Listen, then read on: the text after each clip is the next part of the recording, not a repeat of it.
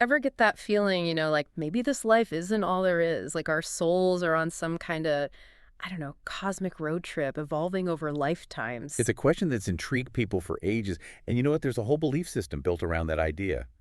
It's called, and this is a mouthful, Kardecist. Kardecist, huh? Sounds like something you'd find on an ancient scroll hidden in a dusty library. Well, get this, it's not as ancient as you might think. Kardecist actually popped up in 1850s France. 1850s France. Okay, so picture this. Paris, elegant cafes, those early photographs that always look kind of ghostly. It was like a scene straight out of a spooky It novel. was like the whole spiritualism craze was hitting its peak, sweeping across Europe and America. Think seances, folks trying to chat with dearly departed, the whole mystical shebang. Right, total paranormal party. Weren't those the days of like the Fox sisters over in the US causing a stir with their whole spirit communication thing? Exactly. The Fox sisters, they really got the ball rolling with that. It was like the spiritual equivalent of the internet. Boom, just with more spooky gas lamps and mysterious messages. So, into this world of table tapping and spirit whispers walks, well, the man who'd become Allan Kardec. Except back then, he was just plain old Hippolyte Leon Denizard Reveil. What a name, right? Try fitting that on a business card. Uh-huh. But yeah, he adopted the pen name Allan Kardec, and well, he became the father of Kardecism. But from what I've read, Kardec wasn't some mystical hermit, living in a remote cave, right? He was an educator, a pretty down to earth guy. What was it about all this spooky stuff that drew him in?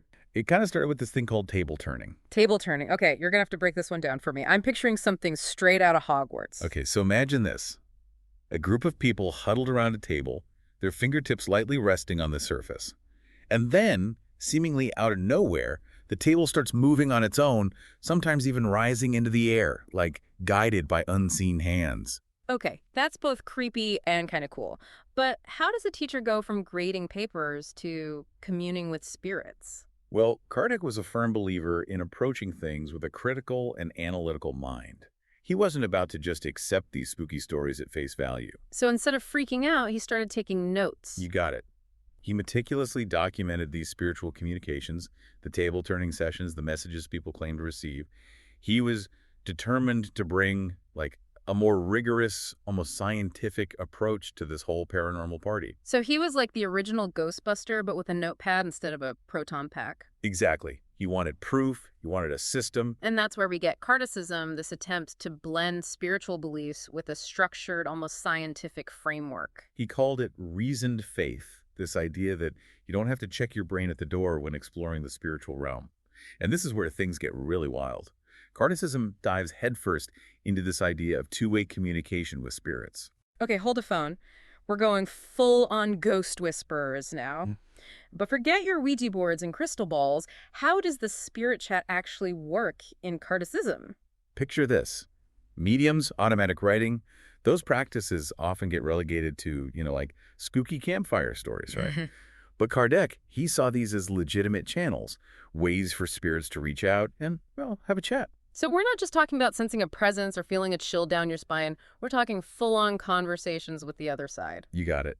And to understand his approach, you got to remember the scientific context of his time, the 19th century. This was a time of incredible scientific breakthroughs, right? Right, like Darwin and evolution, the discovery of germs, all that jazz. Exactly. And Kardec, ever the educator, he wanted to apply that same rigor, that same thirst for knowledge to understanding the spiritual realm. He even wrote a whole book dedicated to this, the Medium's Book. Wait, a whole book? This wasn't just some casual interest for him. He was taking detailed notes, organizing everything, trying to decode the spirit world like it was some kind of secret code.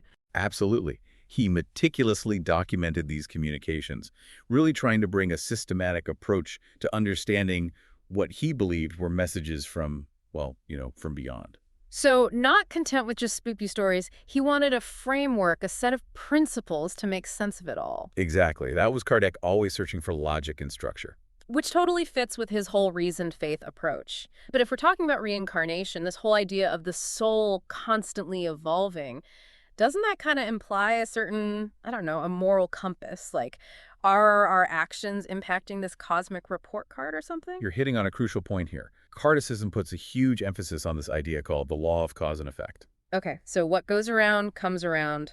times a million lifetimes, like karma with a side of reincarnation. You could say that. Basically, what you do in this life, the choices you make, the energy you put out there, it all comes back around, not just in this life, but in future ones as well. Whoa. So every action has a ripple effect across lifetimes. Precisely. And that's where the ethical dimension comes in.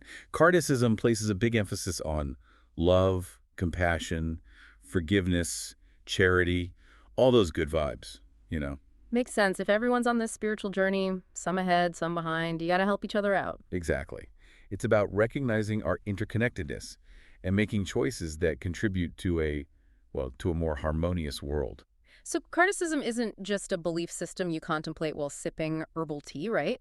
It's about actively living these principles, putting them into practice. You got it. It's a way of life, a guide to navigating, the whole human experience. Okay, so for those of us ready to dive in, what does that look like in action? Do Kardecists have special rituals, ceremonies, secret handshakes? It's not quite like that. It's less about elaborate rituals and more about integrating these principles into everyday life. Now, there are 5 main books. They're often referred to as the Spiritist codification, and they basically outline the core principles. So more about self-reflection, studying the teachings, and actually applying them to your life. Exactly. Less incense, more action, you could say. Okay, now you're speaking my language. But give me some concrete examples. What does this look like in the real world?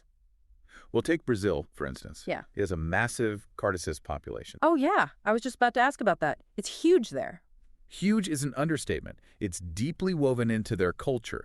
You see it in their literature, their TV shows, even their healthcare system. Wait, did you say healthcare? Are we talking Kardecist clinics now? You might be surprised to learn that Brazil actually has entire hospitals that operate on Kardecist principles. Okay, now that is fascinating. Tell me more about these Kardecist hospitals. So these hospitals, they often blend conventional medical treatments with what would be considered more, I don't know, spiritually oriented practices. So are we talking about crystal healing alongside chemo? Not exactly. Think more along the lines of spiritual healing, counseling, things like that, offered alongside traditional medical care. And get this, some of these hospitals even receive government funding. Wow, that's incredible. It really goes to show how deeply embedded Kardechism is in their society. Absolutely. And it's not just hospitals. Across the globe, you'll find tons of Kardecist-led social work initiatives, charities, educational programs, all focused on making a difference in the world. It's like that saying, actions speak louder than words. Or in this case, actions speak volumes about the heart of this belief system. That's a great way to put it. So we've got this belief system that started in France, found a huge following in Brazil, but this isn't just a Franco-Brazilian phenomenon, is it? Where else has Kardechism taken root? Oh, it's spread far and wide. Yeah. It's like that intriguing traveler with stories from all corners of the globe. Kardechism has a global presence. You'll find communities flourishing in all sorts of countries, from Latin America to parts of Europe and beyond. Any hot spots beyond Brazil worth mentioning? Well, aside from those we've already touched on, you'll find a pretty significant Kardecist presence in Cuba and Spain. And for a little spooky history lesson, there's even a fascinating link to Romania. Okay, you had me at spooky history. I'm all ears. Spill the tea. All right, so picture this. It's the late 19th century. We're in Romania, and there's this renowned writer and scholar named B.P. Hadu making waves with his work. Now, tragically, he suffers the unimaginable loss of his daughter, Iulia, at a very young age. Oh, that's heartbreaking. Losing a child, I can't even imagine. It was a devastating blow. Consumed by grief, Hadu turned to Kardechism, hoping to find a way to reconnect with his daughter's spirit. So he found solace in the idea of communicating with the departed. He became captivated by it. And in a testament to his love for his daughter, he went on to construct something truly extraordinary in her memory. Wait, hold on. Did you say construct? What did he build? He built a castle. It's called Iulia Hadu Castle, and it's become this legendary landmark in Romania. He built a whole castle to connect with his daughter's spirit. Okay, that's next level devotion. Tell me more about this castle. It's stunningly beautiful, a little eerie, and said to be designed according to messages Hadu received through seances. So he believed his daughter was guiding the castle's design from beyond the grave. That's both amazing and a little spooky. It's a captivating story. It shows you the length to which grief can drive us and the solace some find in unconventional beliefs. Wow, what a story. It just goes to show how Kardechism has touched lives across continents and cultures in ways we can't even imagine. A castle built on messages from the spirit world, that's a pretty powerful image, you gotta admit. But let's be real, not everyone's building spirit castles or chatting with mediums. Kardechism, like any belief system, it's got its critics, right? Absolutely.